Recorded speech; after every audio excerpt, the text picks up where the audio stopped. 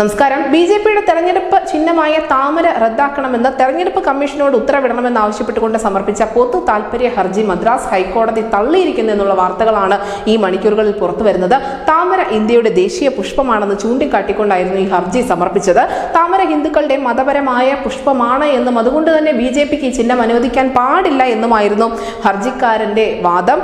എന്തായാലും ഈ അഹിംസ socialist party എന്ന, അതായത് നാമക്കൽ ആസ്ഥാനമായുള്ള ഈ അഹിംസ സോഷ്യലിസ്റ്റ് പാർട്ടിയുടെ പ്രസിഡന്റായ ഗാന്ധിയാവതി ടി രമേശാണ് ഈ ഹർജി സമർപ്പിച്ചത്.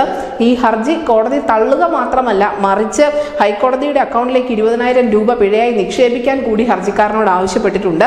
ബിജെപിക്ക് താമര ചിഹ്നമായി അനുവദിച്ചത് മറ്റ് പാർട്ടികളോടുള്ള വിവേചനമാണ് എന്നും കടുത്ത അനീതിയും ആണെന്നുമൊക്കെയായിരുന്നു ഈ ഹർജിക്കാരന്റെ പ്രധാനപ്പെട്ട വാദം. 2023 സെപ്റ്റംബർ 27 സമർപ്പിച്ച തന്റെ പരാതി പരിഗണിച്ചുകൊണ്ട് ചിഹ്നം റദ്ദാക്കാൻ തെരഞ്ഞെടുപ്പ് കമ്മീഷന് നിർദ്ദേശം നൽകണമെന്ന് തന്നെയാണ് ഹർജിക്കാരൻ ആവശ്യപ്പെട്ടത്.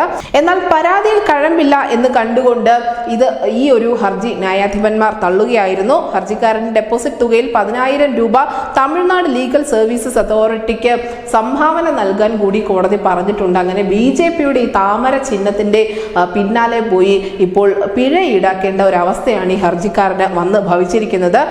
നിലവിൽ എന്തായാലും താമര എന്നുള്ള ചിഹ്നത്തിന്റെ ഒരു അടയാളം കൊണ്ട് മാത്രമല്ല ബിജെപി നാട് ഭരിക്കുന്നതെന്നും അവർ ഓരോ സംസ്ഥാനങ്ങളിലും നേട്ടമുണ്ടാക്കിക്കൊണ്ടിരിക്കുന്നതെന്ന് നമുക്കറിയാം. മറിച്ച് അവർ മുന്നോട്ട് വയ്ക്കുന്ന ഹിന്ദുത്വം എന്ന ആശയമാണ്, ആ പ്രത്യയശാസ്ത്രമാണ്. അത് മറ്റ് ഇടങ്ങളിലേക്ക് പ്രചരിപ്പിക്കാൻ അവർ ഉപയോഗിക്കുന്ന ആയുധങ്ങൾ ഇതൊക്കെ തന്നെയാണ് ബിജെപിയുടെ ഒരു സ്വീകാര്യതയ്ക്ക്, അല്ലെങ്കിൽ അവരുടെ കയ്യിൽ ഇപ്പോൾ ഭരണം ഇരിക്കുന്നതിനുള്ള കാരണം പോലും അതാണ്. അതിനിടയിൽ ഈ താമര ചിഹ്നം റദ്ദാക്കിയാലോ അല്ലെങ്കിൽ നിലനിർത്തിയാലോ ഒന്നും ഇത് പാർട്ടിയെ ബാധിക്കുന്നില്ല.